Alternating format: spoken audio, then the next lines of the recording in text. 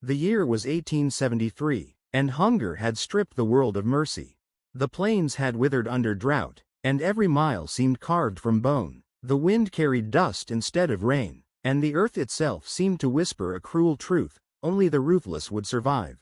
Melina Gracewood stood bound to a weather-beaten fence post at the edge of a forgotten field. Rope bit her wrists until they bled, her lips cracked with thirst, her eyes hollow from despair, but nothing in her body's suffering compared to the sight of her children, 4 little figures, nothing but bones wrapped in skin, their bellies swollen with emptiness. They hadn't eaten in 3 days. Her eldest, a boy of 10, clutched his siblings close as if his thin chest could shield them from a world that had no room for innocence. The spring wind bit at them, carrying dust across the barren plain. Behind them, her husband's kinfolk lounged against their wagon, muttering that one less mouth might mean easier lives. Melina had begged for bread. They had answered with knots and rope. "Take me," she whispered hoarsely into the air, "but spare my children." Her voice cracked like brittle timber. No one listened. Only the meadowlark's trill mocked her despair. And then came the sound of hooves, slow, steady, as relentless as a funeral drum. A rider crested the low hill, his silhouette framed against the bleached sky, broad shoulders beneath a dark coat, the brim of his hat shadowing a face carved by silence. Richard Boone. In town, they called him wealthy, some called him cold, all agreed he was a man set apart. He had buried his wife 3 springs past, and since then he spoke little, laughed never, and kept to his land. People said he preferred quiet to company, fields to friends. But this morning, fate guided him to a starving woman bound like a criminal and 4 children left to wither. He drew rein a few yards away, his stallion stamping dust into the air, and beside him padded Ash. The German shepherd's fur carried the scars of old battles. His ears twitched, his body coiled like a bowstring, his dark eyes taking in the scene with wordless judgment. Ash had been with Richard since before his wife's death, the one creature who had stayed when silence swallowed his home. The dog had guarded Richard's nights, driven off wolves and thieves, and carried the memory of loyalty in every scar. Now, seeing Melina's raw wrists, the children's sunken eyes, the cruel smirks of kinfolk, Ash let out a low growl that rippled through the still air. His voice was warning enough. "You best ride on, Boone," one of the men called, smirking. "Ain't your business what we do with our own." Richard did not reply. His silence pressed heavier than any curse. Slowly, he swung down from the saddle. Dust rose around his boots. Ash matched his steps, hackles raised. Richard's hand went to his knife, the creak of leather faint in the wind. With a single stroke, the ropes fell. Melina staggered forward, too weak to hold herself upright. Richard caught her by the elbow before she collapsed. His grip was steady, his face unreadable. Ash moved closer, his body forming a shield before the children, lips curled back over white teeth. The kinfolk spat curses. None stepped closer. Everyone in town knew Richard Boone's quiet danger. They saw it now, doubled in the shepherd's eyes. Richard bent, lifted the smallest child into his arms, and gestured for the others to follow. Melina swayed, half carried. As he guided her to the stallion, Ash circled them with the surety of a sentinel, never letting the kinfolk approach. When Richard lifted Melina onto the saddle, the children gathered near Ash, small hands buried in his coarse fur as if clinging to strength itself. Richard swung up behind her, his arm a steadying brace. The procession moved away, leaving angry shouts behind, swallowed by the wind.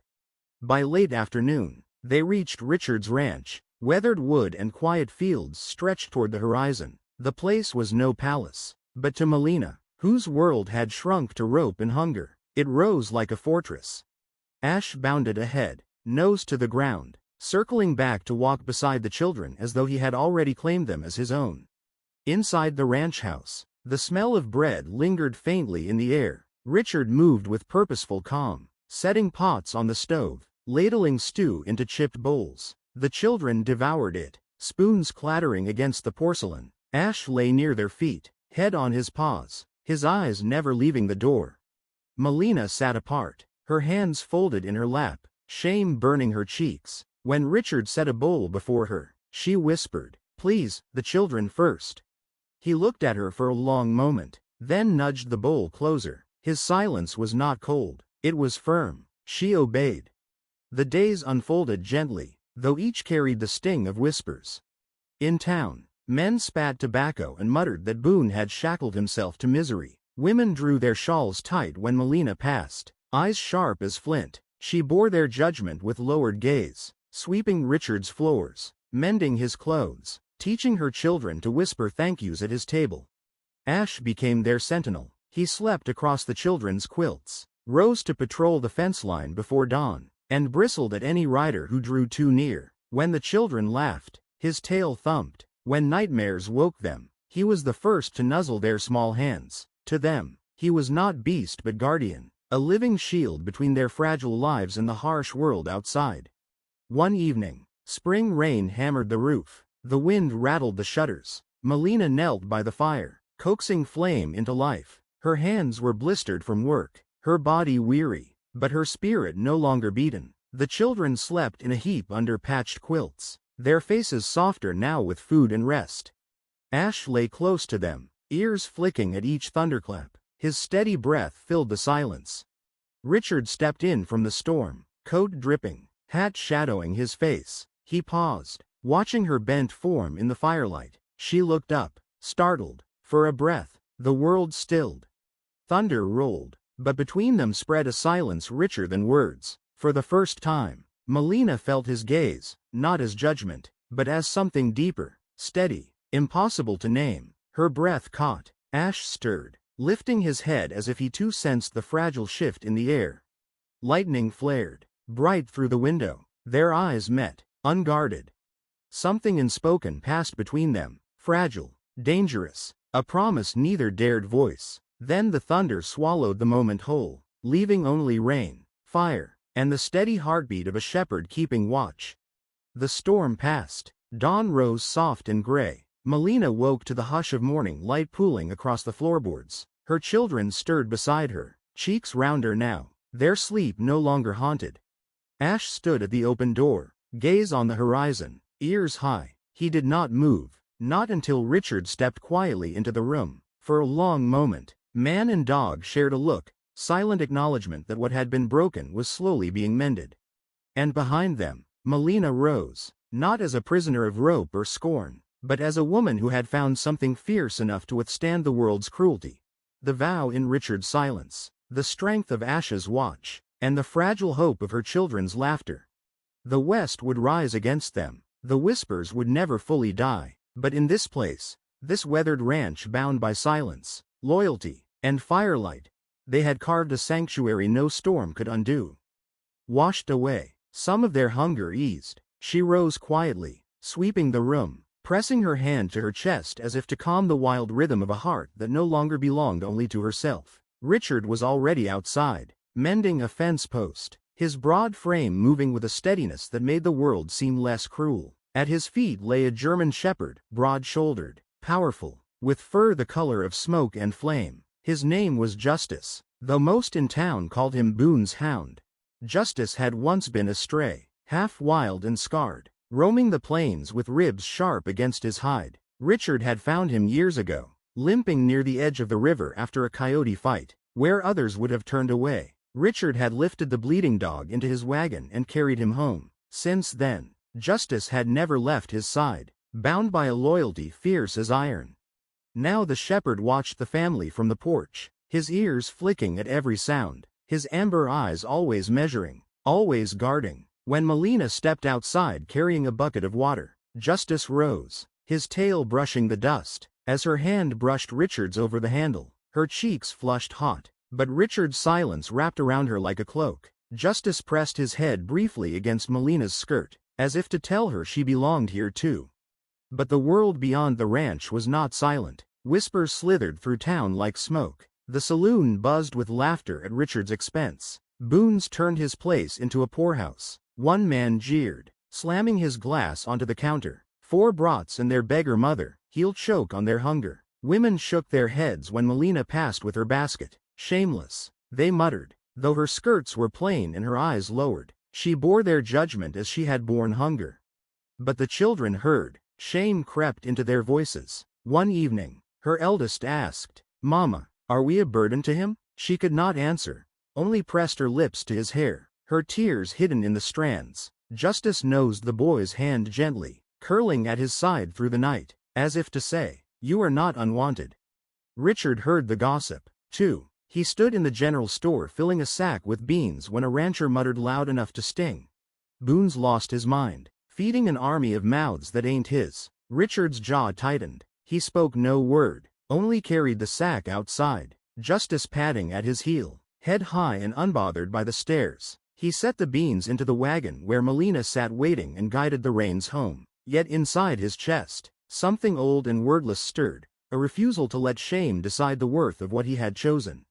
Spring deepened, green pushing through the soil like hope daring the sun. Melina planted a small garden behind the house, her fingers digging into the earth, the children laughing as they pressed seeds into rows. Justice sprawled nearby, tail sweeping the dirt, his gaze never straying far from them. When Richard finally set aside his gloves and knelt beside her, covering the seeds with his calloused hands, the shepherd shifted closer, placing his paw over the earth too. It was nothing but a gesture, yet it seemed to seal the moment. Man, woman, children, and dog, all rooting themselves in the soil of a new beginning. But peace did not last. One afternoon the sound of wheels rattled up the drive, sharp against the quiet. Melina froze, her needle poised above the cloth she was mending. Outside, voices rose, harsh, familiar. Richard stepped onto the porch, shadow long across the dirt. Justice was already at his side, teeth bared, a growl rolling low in his chest. Her in-laws dismounted with swagger, eyes mean with greed. "We've come for the children," one barked. "They don't belong to you. Blood is blood." The children clung to their mother, terror blooming in their eyes. Melina's arms wrapped around them, but it was Justice who stepped forward, hackles raised, lips curling back to show ivory fangs. His growl cut the air sharper than any word. Richard's hand hovered near his revolver, but he did not draw. His voice, when it came, was low, calm, carved from stone. "They're home now." The men bristled, muttering threats, hands twitching near their belts. One shifted forward, but Justice lunged, jaws snapping shut on empty air, driving the man back against the wagon wheel. The shepherd's snarl shook with warning. One step closer, and it would not be ere his teeth closed upon. For a heartbeat, the air was iron, the silence heavier than gunfire. Then one spat into the dirt and cursed. "You'll regret this, Boone. The town will never forgive you." The wagon rattled off, leaving dust in its wake, but the menace lingered long after. Justice stayed outside all night, pacing the porch, nose to the wind, his body tense until dawn broke. That evening, Melina sat sewing by lamplight, her children asleep in a huddle. Richard entered quietly, setting a cup of coffee beside her. She startled, whispering, "I have nothing to give you, only more mouths, more shame." The lamplight caught the weary curve of her face, the trembling of her hands. Richard looked at her for a long moment, then without a word, a faint smile softened his features. It was small, but it shattered the chains around her heart. Tears slipped down her cheeks, silent into the fabric. Justice lifted his head from the floorboards, thumped his tail once, and laid it gently across her feet, his warmth grounding her in the present. Days turned to weeks, the whispers sharpened into barbs, but Richard did not bend. He walked beside Melina in the market, carried her parcels, lifted her children onto his wagon without shame. Justice trotted proudly with them, an unspoken warning that the Boone household was not one to be mocked lightly. And slowly, even the gossip faltered. The children laughed more, their voices ringing across the ranch like bells. Justice raced beside them, their tireless protector, letting them climb on his back and tug his ears without complaint. He became their guardian as much as Richard was theirs. Then came the day the church bell tolled for a wedding, the pews filled with curious eyes. Richard, dressed plain but clean, stood tall, his face solemn. Beside him, Melina stepped forward in a simple mended dress, a ribbon tied into her hair by her daughter's hands. At the foot of the altar lay Justice, chest broad, head high, watching like he understood that his family was being bound together forever. The whispers rippled. "He's marrying her with 4 children." But the murmurs could not halt the rhythm of her steps. Her children stood at her side, their eyes bright with pride no hunger could ever dim. When the vows were spoken, Richard's voice was steady, unashamed. He took her hand, and in that clasp lay all the words he had never spoken, the promise of shelter, respect, and a place where love could grow unseen by the world's cruelty. Melina's voice trembled as she answered, but her eyes shone. In that moment she was no longer the starving woman tied to a fence. She was a bride restored, not by wealth, but by dignity, standing unbowed against the judgment of the West. The final blessing fell quiet in the air, but its echo rang in the hearts of those who watched. Richard kissed her gently. The children clapped with joy, their laughter silencing every whisper, and justice barked once, deep, commanding, triumphant. It rolled through the church rafters like thunder, sealing the vow with the kind of blessing only loyalty can give. The West could judge, could scorn, but it could not erase what had been forged between two souls, 4 children, and a dog who had nothing and yet found everything. As they stepped out of the church into the sunlight, the townsfolk parted, some grudging, some softened, all witnesses to a union they had not believed possible. Richard guided Melina forward with a hand at her back, steady and sure. She looked up at him, her heart swelling with a love she had never dared hope for, a love born not of grand gestures, but of silence, loyalty, and survival. And as the children ran ahead, their laughter trailing like ribbons in the wind, justice bounded with them, his great shadow stretching long across the dust. Guardian, protector, family, he was all of these. In a land where gold weighed heavier than hearts, a man chose silence over the crowd, a woman chose faith over despair, and a dog chose to stand between them and the world. Together they carved a home where shame was buried and love bloomed in soil once barren. Remember this, friend. Dignity is not gifted by the world, but quietly grown in the courage of those who stand together against it, man, woman, child, and the faithful hound who keeps their fire alive. If this tale moved you, if you felt the tension, the heartbreak, and the triumph, please support our channel by hitting the like button and subscribing. Your support means the world to us and helps us bring more thrilling, emotional, and inspiring stories your way. Leave a comment below and let us know what you think. Do you believe dogs have an extraordinary sixth sense? Share your thoughts and personal stories with us. Thank you for watching, and we'll see you in the next video.